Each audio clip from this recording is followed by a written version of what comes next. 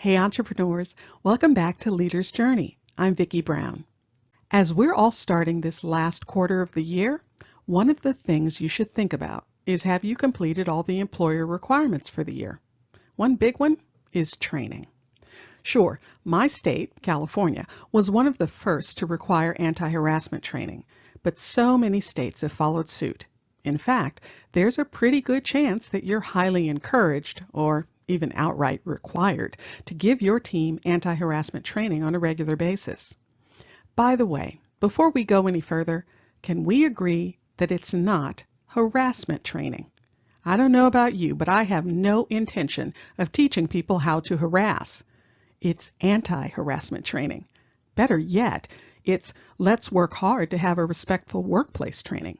Because yes, you want to meet the requirements, but more importantly, you want your business to be an environment where people feel welcomed, a part of, and where they can do their best work.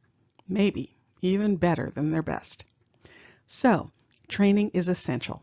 Make sure it's informative, delivers the message, and is easy to digest. We've recently revamped our Respectful Workplace training course. Here's a little excerpt. Oh, by the way, if you want to enroll your team, the information is below in the description. Hope you enjoy.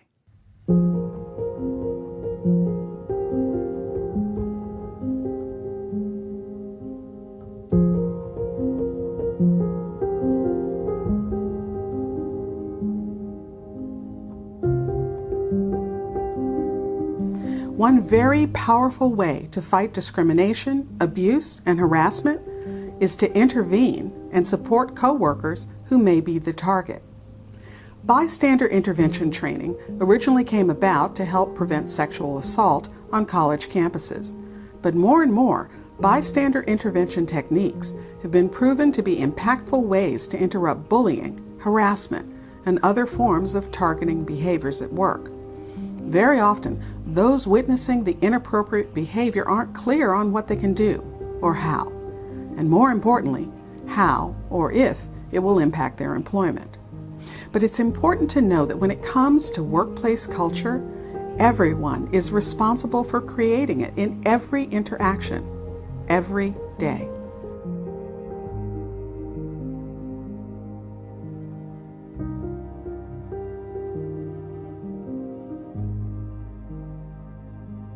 At the very minimum, showing support to targets goes a very long way.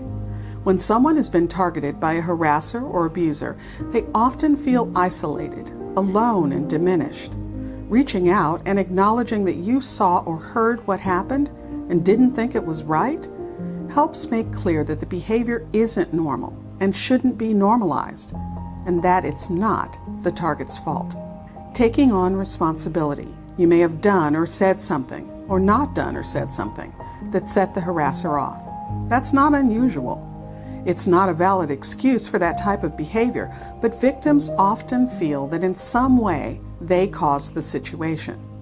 That's why it's so important for people to hear that it's not their fault, that it was just bad behavior that needs to be addressed, and they are in no way responsible for it.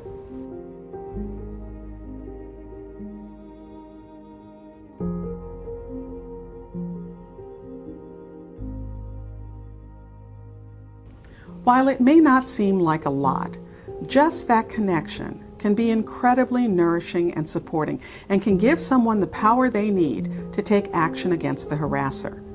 Bystanders can also interrupt the situation by changing the subject, using humor, or moving the target to another room or area. Conversations after the fact are another technique that's been successful, but many times bystanders are reluctant to use confronting tactics, often for fear of retaliation. That's why taking the concern to management is always a preferred option. And what do you do if the perpetrator is a manager, maybe even your manager? Then take it to their manager and keep moving up the chain. It's critical that the company is made aware of what happened. Without that, there's no way they can effectively address it.